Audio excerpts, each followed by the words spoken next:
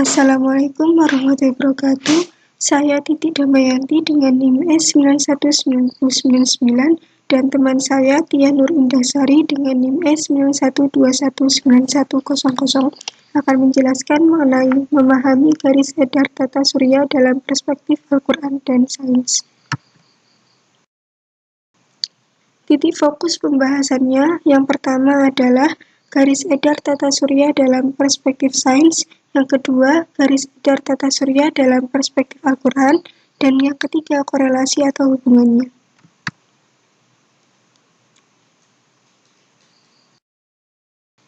Yang pertama yang akan kita bahas adalah mengenai garis edar tata surya dalam perspektif sains. Benda-benda yang ada di langit dan termasuk tata surya ada banyak macamnya. Semua itu bergerak dengan seimbang dan teratur. Tidak ada yang menyalahi kodrat dan garis edarnya. Keseimbangan dan juga teraturnya benda-benda di langit dan tata surya sangat penting dan akan selalu seperti itu. Dengan begitu, tidak akan terjadi benturan atau tabrakan benda-benda langit antara yang satu dengan lainnya. Semuanya akan bisa berjalan dan beredar sesuai dengan garis edarnya masing-masing. Garis edar tata surya pada awalnya menuju ke arah bintang Vega. Hal tersebut dinamakan sebagai garis edar solar apex. Garis edar matahari dalam sistem tata surya memiliki kecepatan yang cukup tinggi.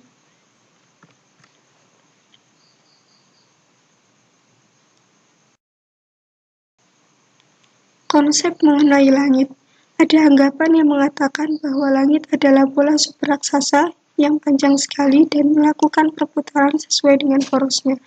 Pada area dinding langit ada bintang-bintang yang gemerlap dan terletak secara berubah, serta bulan yang juga berputar mengikuti bentuk dari langit yang melengkung. Bola raksasa tersebut melingkupi alam semesta secara menyeluruh dan berbagai macam hal yang ada di dalamnya. Langit itu terus mengembang dari hari ke hari. Para pakar sains menjelaskan bahwa alam semesta awalnya tercipta dari adanya ketiadaan sebagai sebuah goncangan vakum yang membuatnya memiliki kandungan energi yang cukup tinggi. Saat alam dalam suhu dingin karena adanya proses ekspansi, suhunya berubah menjadi rendah dan turun hingga 1000 triliun derajat. Pada masa inflasi ini, ada kemungkinan bahwa alam yang muncul tidak hanya satu saja, namun ada beberapa alam. Tetapi para ilmuwan tidak memberikan klaim jumlahnya secara pasti. Matahari dan bulan. Matahari menjadi salah satu bagian dari tata surya yang memiliki sinar sendiri dan menjadi pusat dari tata surya. Dalam sains, matahari pada sistem tata surya berada di tengah dan menjadi pusatnya. Bulan sendiri adalah satelit dari bumi yang bergerak mengelilingi bumi. Bulan sendiri memiliki 3 gerakan, yakni berotasi pada sumbu, revolusi mengelilingi bumi, dan juga bersama dengan bumi mengelilingi matahari. Allah Subhanahu wa Ta'ala sudah menjelaskan mengenai matahari dalam surat Al-Furqan ayat 61, yang maknanya Allah menjadikan di langit gugusan bintang dan menjadikan matahari dan bulan bercahaya. Matahari dapat dikatakan sebagai pelita yang sangat terang, sedangkan bulan adalah benda yang menyinarinya atau munir. Bulan merupakan satelit bumi yang bergerak mengelilingi matahari. Matahari saat tengah hari tampak kecil karena dibandingkan dengan langit yang lebih luas. Matahari memberikan sinar kepada bulan yang terus mengelilinginya. Oleh karena itu, manusia atau para ilmuwan dan ahli sains dapat menentukan penanggalan komariah. Untuk dapat menentukan waktu sholat, para ahli astronomi menganggap posisi matahari adalah hal yang sangat penting untuk diperhatikan dalam menentukan waktu sholat tersebut. Ada juga fajar sidik yang penyebabnya adalah karena adanya semburan cahaya matahari pada bagian atas atmosfer. Jenis fajar ini berbeda dengan fajar semu atau fajar visib.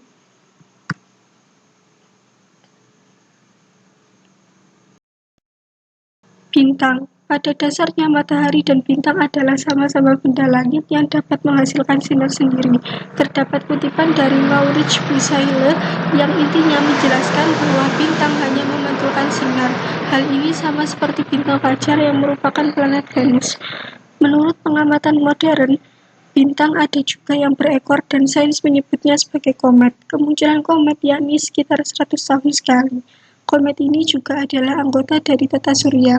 Saat mulai mendekati matahari, maka wujud dari komet akan terbakar dan mengeluarkan semburan api. Saat turun ke bumi, wujudnya seperti memiliki ekor dan kemudian sains menamakannya sebagai bintang berekor. Orbit. Orbit juga dapat disebut sebagai lintasan. Ini adalah garis edar suatu benda langit yang gerakannya seperti lingkaran dan berputar mengelilingi benda langit yang lain. Contohnya seperti orbit bulan mengelilingi bumi, orbit bumi mengelilingi matahari, orbit matahari mengelilingi sumbu galaksi, dan masih banyak lainnya. Hal yang memanfaatkan orbit ini adalah contohnya perhitungan perjalanan satelit bumi atau bulan yang sudah dibuat selama 29 hari. Seharusnya hal tersebut perlu untuk dikaji kembali karena orbit tidak memiliki bentuk lingkaran sempurna, tetapi bentuknya lebih kepada elips. Hal ini sesuai dengan sains modern dari hukum Kepler 1. Benda-benda di angkasa bergerak pada garis edar yang melengkung. Alam semesta dapat dikatakan sangat misterius. Misterinya belum juga terpecahkan hingga masa sekarang. Terdiri atas beberapa hal, yakni bintang, planet, nebula, komet, meteor, dan juga angkasa. Alam semesta ini sangat luas, bahkan hingga tidak dapat diimajinasikan oleh akal pikiran manusia, termasuk para ahli sains yang melakukan penelitian bertahun-tahun yang lalu. Tata surya tersusun atas matahari, 9 buah planet, dan juga satelit-satelit di sekelilingnya. Terdapat banyak kajian ilmiah modern yang membuktikan bahwa langit pasti tidak akan berada dalam lintasan lurus. Justru bentukannya adalah bengkok atau melengkung sebagaimana pembesaran materi dan energi yang ada di alam semesta ini. Intinya, setiap gerak benda bumi ke langit harus berada dalam lintasan melengkung. Ini semua karena adanya pengaruh dari gravitasi bumi dan juga kontragravitasi yang menarik benda tersebut ke langit. Allah menciptakan keseimbangan yang akurat antara dua buah kekuatan. Penyebabnya adalah karena adanya proses pengembangan alam semesta. Hal ini menyebabkan orbit-orbit benda langit dan kecepatan rotasi berada pada porosnya sendiri-sendiri.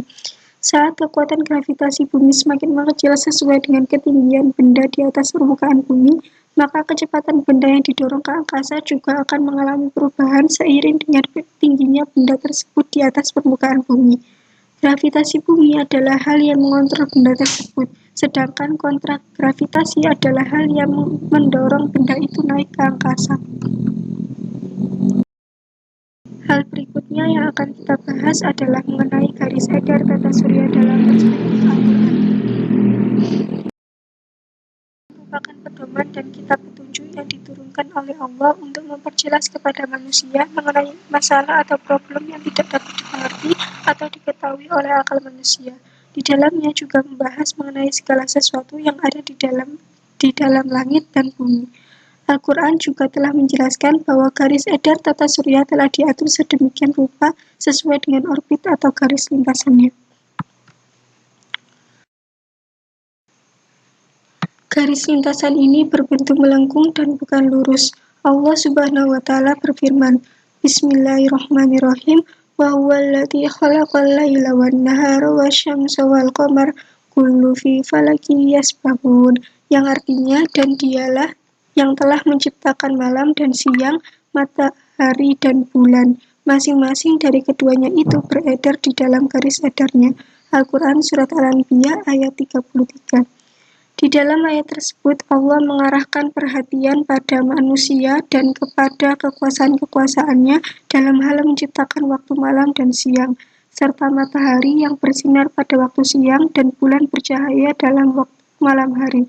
Hal tersebut masing-masing beredar pada garis edarnya dalam ruang cakrawala yang sangat luas dan hanya Allah yang mengetahui seluruh batasan-batasannya. Dalam kitab tafsir Ibnu Katsir dijelaskan bahwa pada kalimat dan dialah yang telah menciptakan malam dan siang, maknanya adalah malam dengan suasana gelap dan tenangnya serta siang dengan cahaya dan juga sibuknya. Terkadang sering terjadi waktu malam yang lebih panjang daripada siang atau sebaliknya, waktu siang lebih panjang daripada malam. Kemudian dalam kalimat matahari dan bulan, matahari memiliki cahaya khusus, ruang edarnya sendiri, masa terbatas, dan juga perjalanan khususnya. dengan bulan yang memiliki cahaya, ruang edar, perjalanan, dan juga ukurannya yang lain. Dalam kalimat keduanya itu beredar di dalam garis edarnya, maksudnya adalah mereka sama-sama beredar. Ibnu Abbas menjelaskan bahwa matahari dan bulan beredar seperti tenunan yang beredar di alat putarannya. Selain itu, Mujahid juga menjelaskan bahwa tenunan tidak akan beredar kecuali berada pada alat putarannya sendiri dan tidak ada alat putaran kecuali dengan tenunannya itu. Hal ini sama dengan matahari dan bulan yang tidak akan beredar kecuali dengan alat edarnya dan alat edar itu tidak akan berputar kecuali dengan itu semua.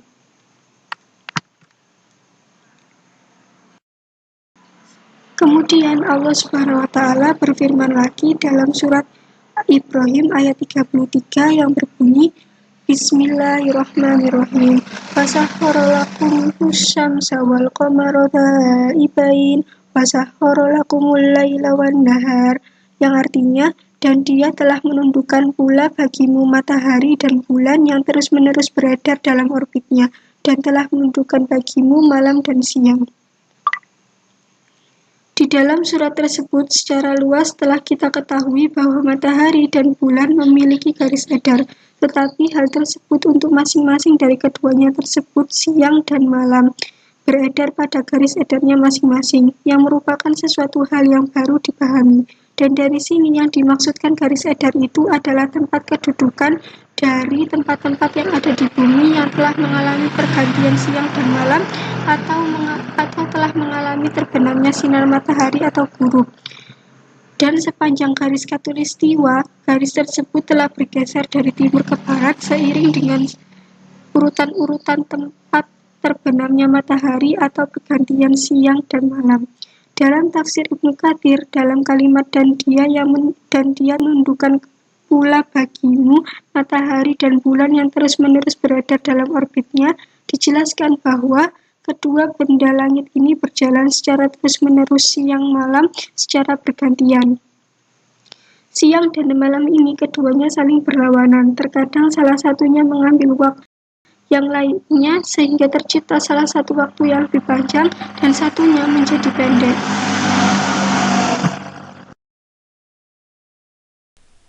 Saya di sini akan melanjutkan penjelasan dari Mbak Titi Damayanti mengenai garis edar tata surya menurut perspektif Al-Quran yang ada pada surat Al-An'am ayat 96-97 yang berbunyi Bismillahirrahmanirrahim.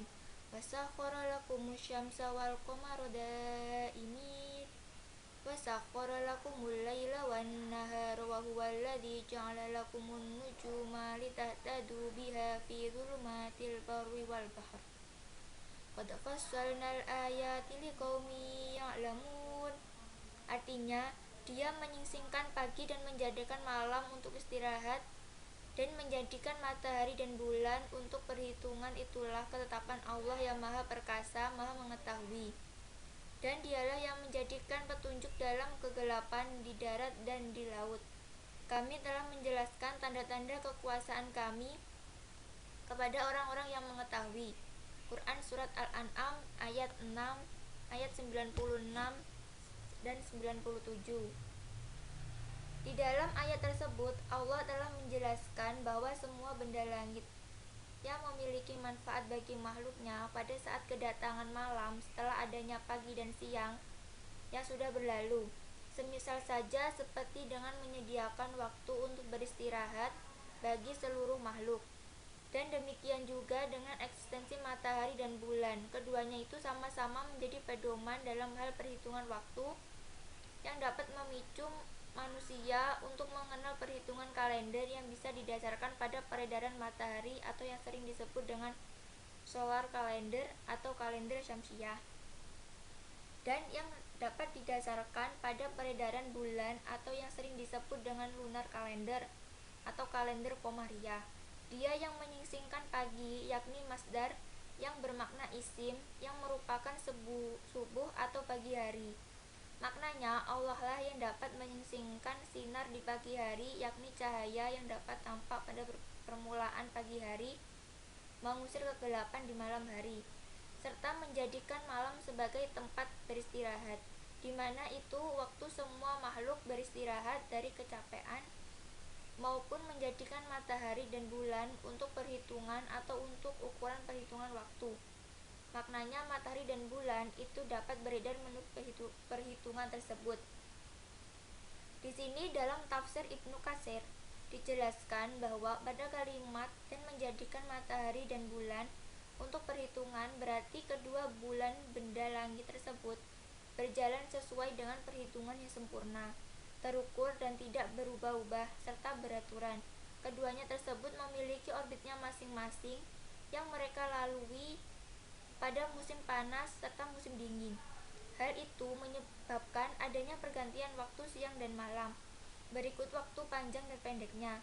Kemudian dalam kalimat itulah ketetapan Allah yang Maha Perkasa, Maha Mengetahui. Maknanya ialah semua hal yang terjadi itu adalah berdasarkan pada ketetapan Allah Subhanahu wa taala yang Maha Perkasa dan tidak ada siapapun yang bisa menentang hal tersebut. Yang Maha Mengetahui sehingga apapun yang terjadi pasti diketahui oleh Allah, sekalipun hal tersebut sebesar atom. Maka dalam kalimat dialah yang menjadi petunjuk dalam kegelapan di darat dan di laut, dapat dijelaskan bahwa Allah mengumpamakan petunjuk sebagai bintang-bintang di langit. Lalu dia menjelaskan jika ada orang yang meyakini bahwa bintang tersebut memiliki fungsi yang lain, maka dapat dipastikan bahwa dia telah berdusta kepadanya, karena Allah lah yang menjadikannya hiasan langit untuk melempar syaitan dan petunjuk untuk manusia di darat dan di laut. Pada kata, kami telah menjelaskan tanda-tanda kekuasaan kami kepada orang-orang yang mengetahui, dijelaskan bahwa bagi orang-orang yang berakal yang mengetahui suatu kebenaran dan harus menghindari kebatilan.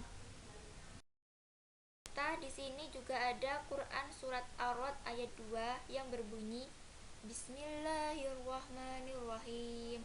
Allahul ladzi rafa'a samawati bighairi amadin tarawnaha tsumma istawa 'alal 'arsy wa sakhkhara asy-syamsa wal qamar kullun yajri li ajalin musamma yudabbirul amra fassilul ayati la'allakum biliqa'i rabbikum tuqinun. Artinya, Allah yang meninggikan langit tanpa tiang atau sebagaimana yang kamu lihat, kemudian dia bersemayam di atas arasy, dia menundukkan matahari dan bulan, masing-masing beredar menurut waktu yang telah ditentukan, dia mengatur urusan makhluknya agar kamu yakin akan pertemuan dengan Tuhanmu. Setelah pada ayat tersebut Allah telah menjelaskan bahwa Al-Quran merupakan benar darinya. Setelah itu pada ayat ini Allah juga membuktikan kebenarannya melalui keunikan penciptaannya kepada alam semesta, serta hanya Allah lah yang dapat meninggikan langit tanpa tiang penyangga sebagaimana yang telah kita lihat, serta kemudian dia bersemayam di atas arsy. Dia juga menundukkan matahari dan bulan di bawah aturan hukum alamnya tersebut, dan pada masing-masing dari keduanya itu beredar menurut waktu yang sudah ditentukan. Dia juga telah mengatur segala urusan makhluknya, baik itu yang ada di bumi maupun yang ada di langit, dan dia juga menjelaskan tanda-tanda kebesarannya agar kita bisa yakin akan adanya pertemuan dengan Tuhanmu kelak di akhirat. Serta dalam tafsir Ibnu Katsir dapat dijelaskan bahwa Allah memberitahukan mengenai kebesaran dan kekuasaannya dengan perintah serta izinnya yang dapat meninggikan langit tanpa adanya tiang, mengangkat langit dari bumi hingga sampai pada jarak yang tidak dapat diketahui jumlahnya tersebut. Langit yang paling dekat mengelilingi bumi dan apa yang ada di dalamnya, seperti air dan udara, dari semua arah di atas dan tegak dari segala arah secara rata dan dapat memiliki jarak yang sama antara langit dan bumi. Dari semua arah, jarak dan tebalnya tersebut berkisar seperti perjalanan 500 tahun lamanya. Setelah itu ada juga langit kedua yang mengelilingi langit pertama dan apa yang ada di sekitarnya dengan jarak dan ketebalan yang sama seperti halnya langit pertama. menjelaskan sedikit mengenai korelasi atau hubungan keduanya. Tata surya telah beredar sesuai dengan garis edarnya masing-masing. Semua hal tersebut dapat dibuktikan dalam perspektif ilmu sains dan juga dalam kitab suci Al-Quran sendiri. Ada beberapa hal yang menjadi korelasi antara garis edar dan tata surya tersebut. Berikut adalah penjelasannya. Yang pertama itu adalah garis matahari dan gerhana bulan. Salah satu fenomena yang dapat terjadi sebagai akibat dari garis edar bumi adalah gerhana matahari dan gerhana bulan. Gerhana bulan dan matahari merupakan salah satu dari tanda-tanda kebesaran Allah Subhanahu wa taala yang umumnya gerhana matahari itu terjadi sekali dalam 100 tahun. Sedangkan gerhana bulan bisa saja terjadi lebih dari satu kali dalam waktu 1 tahun. Kemudian ada fenomena hari tanpa bayangan pada tanggal 21 Maret 2018 yang lalu. Hari tanpa bayangan ini terjadi akibat matahari terletak tepat di atas garis ekuator atau garis khatulistiwa. Jadi, fenomena langka satu ini terjadi pada tanggal 21 Maret tahun 2018 yang lalu. Dan terjadi sebanyak 2 kali. Berikutnya itu fenomena tersebut terjadi pada tanggal 23 September 2018. Dan peristiwa ini itu dapat terjadi karena bumi beredar mengelilingi matahari dengan jarak sebesar 150 juta kilometer dalam periode 1 tahun atau setara dengan 365 hari. Sekian presentasi dari kelompok kami. Apabila ada kesalahan kami meminta maaf. Wassalamualaikum warahmatullahi wabarakatuh.